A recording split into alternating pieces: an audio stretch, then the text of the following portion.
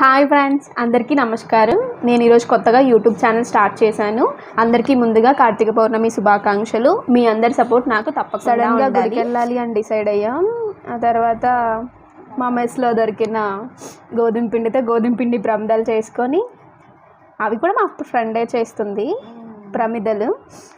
నేను మాత్రం వీడియో తీస్తూ కూర్చున్నా. ఫస్ట్ డే కదా, ఎలా ఉంటుందో ఏమో అని చెప్పేసి మీరే సపోర్ట్ చేయాలి. This is the first time అన్నమాట మేము కార్తీక పౌర్ణమి పూజ చేయడం. ఇంట్లో వాళ్ళతో తెలుసుకొని వాళ్ళు చెప్పిన సజెషన్స్ అవి పాటిస్తూ ప్రమిదలు చేసాం. తర్వాత పూజ సామాగ్రి కొనుక్కోవడానికి బయటికి వెళ్ళి అక్కడ టెంకాయ, అగరబత్తీలు, కర్పూరం, కుంకుమ, పసుపు, పూజకు సంబంధించిన సామాన్లు అన్నీ. ఆ ముగ్గు వేసింది నేనే, అది కూడా గోధుమ పిండితోనే. తర్వాత ఆకులు తీసుకొని ముగ్గు వేసిన చోట ప్రమిదలు పెడుతూ పూజకి అలంకరించుకుంటూ ఉన్నాం. ఇంకా చాలా ఫస్ట్ టైం కదా, మా పక్కన వాళ్ళు కూడా ఏం తెచ్చుకోలేదు. అన్నీ మా దగ్గర వాళ్ళు తీసుకున్నారు, వాళ్ళ దగ్గర మేము తీసుకున్నాం. అలా పూజ జరిగిపోయింది. ఇంకా హాస్టల్ నుంచి అన్నీ తెచ్చుకున్నాం. ఇంకా చెప్పాలి అని అంటే చాలా కలర్ఫుల్గా ఉండే. యాక్చువల్లీ మాకు ఉసిరికాయల మీద ఒత్తులు పెట్టాలి అని తెలీదు, అక్కడ పెడితే సరిపోతుంది అన్నారు. మీకు తెలుసా 365 ఒత్తులు ఎందుకు పెడతారో? నాకు కూడా తెలీదు, మా అమ్మ చెప్పింది. 365 డేస్ పూజ చేయకపోయినా ఒకే రోజు 365 రోజుల ఒత్తులు ఒకే రోజు, అది కూడా ఇంటి మగ మనిషి పూజ చేస్తే మంచిదట, మా అమ్మ చెప్పింది. ఇంకా చాలా విషయాలు ఉన్నాయి. పండ్లు, ఒత్తులు, ఇంకా పూలు, రకరకాల పూలు అన్నిటితో పూజ చేసుకున్నాం.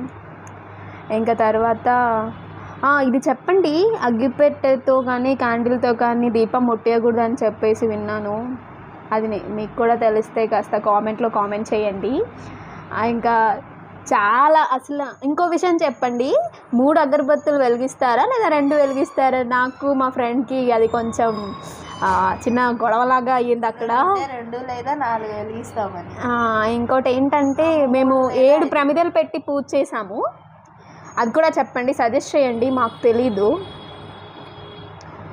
ఇంకా పూజ బాగా జరిగింది. తర్వాత గుడిలోకి వెళ్ళి దర్శనం చేసుకొని చాలామంది వచ్చారండి బాబు. ఎంతమంది అంటే ఇంకా ఇక్కడున్న హాస్టలర్స్ అందరు వచ్చేసారు.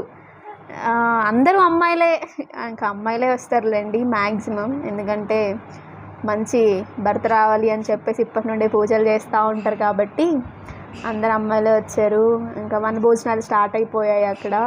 కార్తీక మాసంలో ఉసిరి చెట్టు కింద వనభోజనం చేస్తే చాలా మంచిదని చెప్పేసి పెద్దలు చెప్పడం నేను విన్నాను. నాకు మంచి అవకాశం దొరికింది.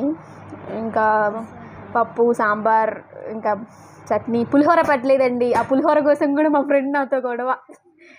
Thank you. Subscribe to Shravani talks.